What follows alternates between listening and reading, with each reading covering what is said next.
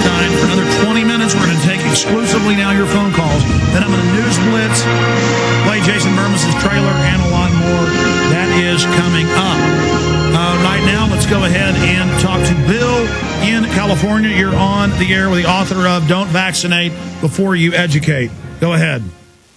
Thank you, Alex, for having me on. I'm a new listener. I was a dumb down on the right until you opened my eyes. I really appreciate that. The point I want to make is yesterday as I was listening to you, I'm just watching Fox News on TV and watching the news feeds on the bottom, and right away Kathleen Sebelius is on there, and the news flashes 522 die in U.S. from swine flu. So that's number one. Number two, again, today they did the news flash, like the doctor was saying, that 90,000 could die. Now also, I'm looking at a article that was in the L.A. Times saying hundreds of thousands could die from swine flu if vaccinations fail. Now what I did is I tied all this together with the FEMA camps and the coffins. Those coffins aren't to bury. They're to get to the dead bodies to the FEMA camp where they can burn them because they don't want any evidence left behind. What do you think about that?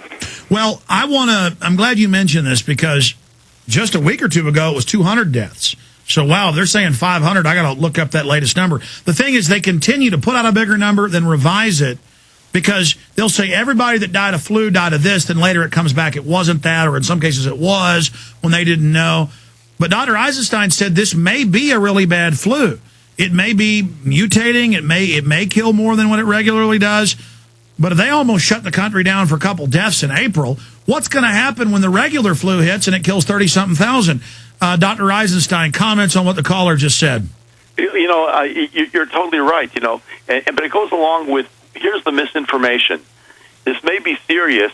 Here's the answer. The two don't follow from each other, because the real answers are good hygiene, good nutrition, and lots of vitamin D. Exactly. They're making the solution. They're saying all you've got is this vaccine, which isn't even the right mutation, and they're saying right there on the LA Times, if it fails, basically 200,000 are dead.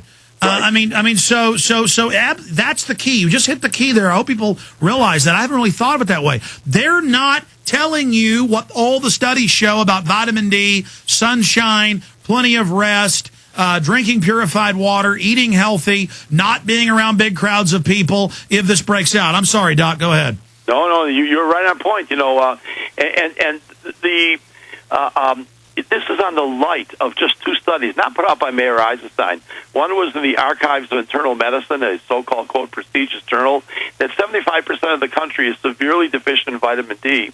And then there was the one in Pediatrics 3 months ago, which said 75% of children and 100% of Hispanics and African Americans are deficient in vitamin D. Watch who dies. It sounds awful. I don't want to make predictions like that.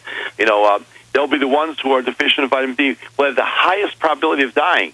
Now, is vitamin D the total answer? Nothing in life is the total answer. One day, all of us will be with the Lord. That's the bottom line. But our goal is to kind of put it off a little bit. Well, Doc, I was reading some studies, but I experienced this myself. One time in college, living alone, I barely got to the phone and called my dad to come over and get me out of bed and take me to the hospital to give me a shot of some type of anti-nauseous medicine. I forget the name of it. But Phenergan. Okay. But I couldn't get out of bed for 3 days. I was totally dehydrated. If I'd have been an old person or couldn't got to the phone, I probably would have ended up dying. Isn't most of the flu killing people because they're already sick or debilitated, or they just are alone and end up getting stuck in bed? Or both. Well, explain that to us when we get back. We'll take calls from Pat, Jenny, and Robert. Final segment with Dr. Mayor Eisenstein, the book, Don't Vaccinate Before You Educate. Mayor Eisenstein, MD, JD, MPH. But yeah, I've had the flu so bad, folks. I'm sure a lot of you have had it. So a lot of this, you need to help your neighbors. This is Alex Jones with